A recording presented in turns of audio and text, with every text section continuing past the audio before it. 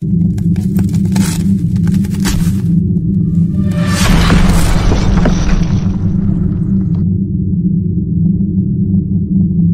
bölüm 14. kısım. Soğuk bilezik. Esselamu aleyküm ve rahmetullahi ve berekatuhu. Tövende İslam Çakarlar grup tayyorlagan hicret tarihlerinden Soğuk bilezik namlıq əsərini anlatışını başlayımız. İlgir mən bir İslam alimidən bir nərs anlagan idim.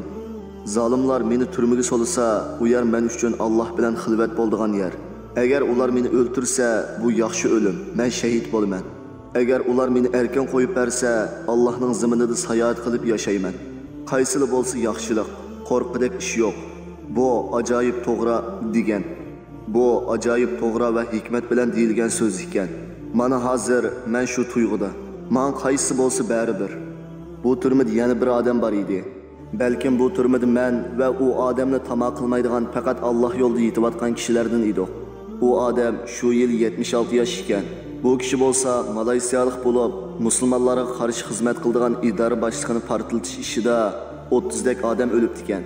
Shu portlashni qaslashga chetishliq deb 67 yillik qamoq jazosi berilib, shu yil u odam turmada yetayotqili 13 yil bo'lgan ekan. Asli u odam Madinadagi payg'ambar masjidida 25 yil turgan ustoz bo'lib, katta olim edi. O Malaycha, Arabcha, İngilizcha, Fransuzcha va Taylandcha tillarni ana tilini bilgandek biletdi. Onun yazgan kitaplarını İslami kitapxonalardan uchratqili bo'ladi. Bu kishi bekmi hurmatli odam edi. Men hozirgacha biror turmada zolim kofir tarafidan hurmatlangan odamni ko'rmadim. Ammo ko'rsam, u bo'lsa faqat bu odam edi. Uningga soqchilarmi alayda hurmat qiladi. Bu boy bekmi ochchig'i yomon bo'lib, bilishimcha har kuni ro'za tutadi. Men masjidning bu beshida Qur'on yodlasam, bu boy masjidning oldida kitob yozadi. Men Qur'on o'qiganda bir oyatni xato o'qisam, voy Allah, bir varqis qo'rqib ketdim. Keyin shu yerga kelganda qattiq astoydil bo'lib to'g'ri o'qiydim. Buvayning ovozi bekmi jarangliq ekan. Men turmadan chiqilgan yili buvayni manbar yotoqqa yutkidi. Bu yotoqda u buvay menga ko'p nasihat qiladi. Hatto Ramazon keldi. Bir kun u menga Ramazon keldi. Har kuni tarovih o'qiymiz va har kun ikki pora namozni o'qiyman. Sen keynimda tura olamsan deydi. Men ha, sil o'ltirib qo'pimla desam, yo'q dedi. Keyin Ramazon keldi. Allah pakdir. Bu odam tarovihda har kuni bir pora, tarovihdan keyin tahajjud namozida bir pora o'qib, 30 kun Ramazonni har kuni qiyomda turib, Qur'onni ikki tamom qilib o'tkazdi. Allah bu kishiga alayda jasorat bergan edi. Yashi 76 yosh, jarangliq ovozi hamma odamga yetib anglanadi. Bu hurmatli ustozni Malayziya hukumati tutib, bu buddistlarga qaytarib beribdi ekan. Bu ustozmo Malayziya fuqarosi ekan. Qur'on qonun qilmagan davlat, mayli Malayziya, mayli Saudiya bo'lsin, mayli Turkiya bo'lsin, sheksiz tag'ut davlati hisoblanadi. Mayli Uyg'urlar yomon ko'rsimi, mana bu ustozni o'zini musulmon deb da'vo qilgan Malayziya davlati o'zining fuqarosini buddist davlatga tutib bergan ekan.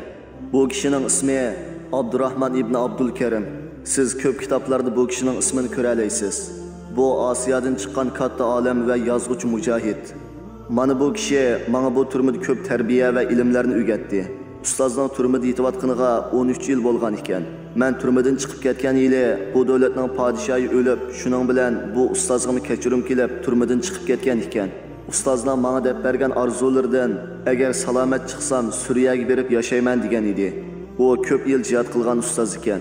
Hammamiz bilgandek, mazlumning duosi ijobat degan Rasulullohning hadisi bu turmada ikki qitim ko'z oldimda namoyon bo'ldi. Men Bilal qarimni tunji uchratgan vaqtimda dal hiliqi vaqtda bu rayonda ballar mushlashib, putlarida zanjir holatda, Bilalning putlarida zanjir, yuz ko'zlari ko'k, hatto chiroyining so'l mangiz terisi so'yilib ketgan. So'l qishi ham buzilib ketibdi ekan. Shu vaqtda ularni manba rayonga yo'tkab, atsi men temir rishotga orasiga qo'limni tiqib, qo'l tutishib ko'rishganda o'ng qo'lni tutdim. Shu vaqtda bilgan edim. Bilalning hatto ishga barmoqining ichilmaydiganligini. Bu barmoqlarni ilgari turmadan qochganda simliq har kesib ekan.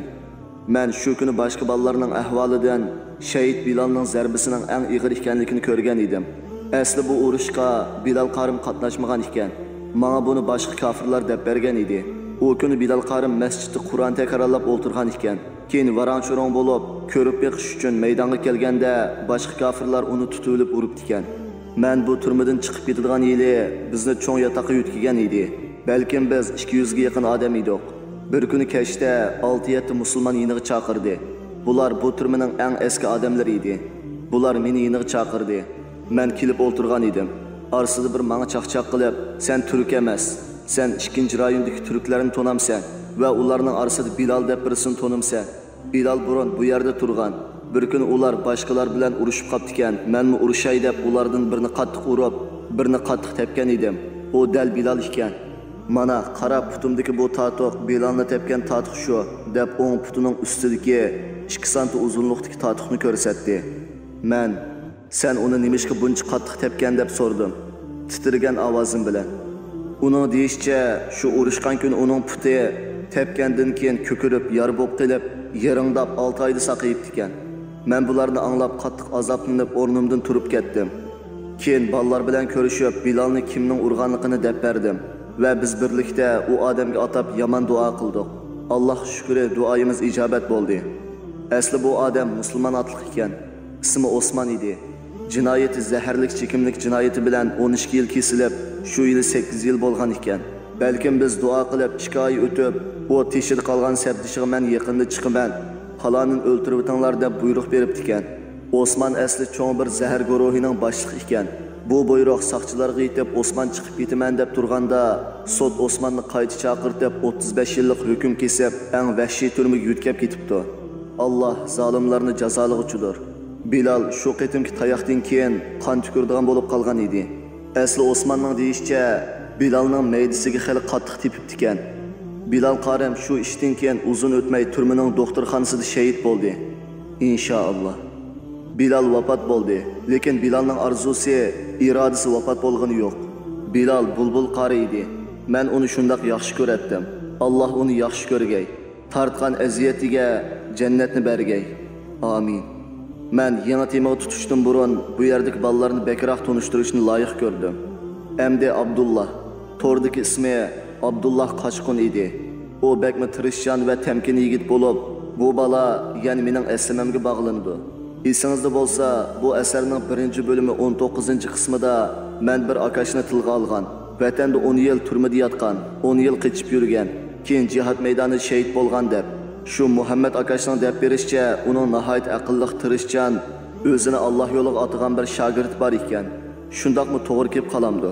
Abdullah bilan xili uzundan keyin yuztirani ko'rishdim. Lekin u men bilan o'tkir qalamlar orqali tanishib bo'lgan edi. Uning menga tunji yozgan xati bu edi. Men bu xatni sizlar bilan o'rtoqlashay. Eynek, aka qilaysan nasihat, sabr bilan anglag'in, nerda bo'lsang anglab turg'in, nasihatdan ayrilmag'in. Xatolikdan xoli emas hammamiz, istig'fordan ayrilmag'in. Birodarlar ezib qolsa, g'ayvat qilib tillamag'in.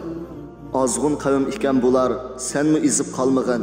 Xo'shal kulib yursa agar, unutish bilan qitilmag'in. O'zingni tekshir har doim, g'ofil bo'lib qolmag'in. Qarindosh va mu'minlarga qo'pol yerik bo'lmag'in. Aka aynak berdim sana, yeningdan hargiz ayrimag'in. Tahajjudga tursang agar, duolarni unutmag'in. Menga bu she'r bakli yarg'an edi. Shuningdan keyin men Abdullah bilan bir ko'rishni arzu qildim. Kunlarning biri yakshanba edi. Birsi menba rayonga kelibdi. Biz quchoqlashib ko'rishdik. Abdullah keldi. Men uningga tafsiliy qardim. Uning bir beliki, yana jaynikining osti, beg'ishining usti xuddi traktorning yo'basidek egri edi. Bu yigit bu qitim turma kirishdan burun turayotgan turmadan qochib, mana bu qo'li sungan ekan. Biz qong'udak mungdashdik. Uning mehribonlarcha qilgan so'zlari, o'z kashmishi ajoyib edi. Bu yosh yigitmi Qochqun ustoziga o'xshash jasoratlik va farosatlik edi. Uning yana bir qitim menga yozgan bir qisqa she'ri bor. Buni sizlar bilan o'rtoqlashay. Tasalli. G'iriblik ilkida ko'zga yosh olma. Sen bilan birgadir sonsiz qarindosh. Turmalar ayirib tursimi bizni, qalblar birgadir mangu bir tutash. Sabr qil ey aka, yolg'iz emassan. Turmada yotganlar senli emassan. Tegiga yetalisan, o't ko'ymassan. Jannatga erishib yayrab ketarsan. Söyüngin halingdan, ko'rgan kuningdan, Rabbinga yosh to'kib o'tgan tuningdan, gunohlar yo'yilib qalbing shirikdan, bo'lg'isi vataning jannat o'yingdan. Balkim siz bu asarni o'qib, oxirida nimalar yozilgandi deb o'ylab qolgansiz. To'g'ri. İnşallah asarning oxiri sizgacha berib to'xtaydi. Undaq bo'lsa, asarga diqqat bilan nazar qiling. Endi so'zimizga qaytib kelsak, men turmadan qo'yib berilishdan 6 oy burun turmaga yana bir Uyg'ur qarindishimiz keldi. Bu mu turmadan qochib tutilgan kishi edi. Bu qatam 5 odam qochib, 4 kishi salomat qutulib, faqat bu bir kishi tutilib qopti. Balkim siz bu kishini azroq taniysiz. Bu qatimliq anglitishimiz mush yerda oxirlashdi. Keyingi anglitishimizni ko'rishgacha Allohga omonat.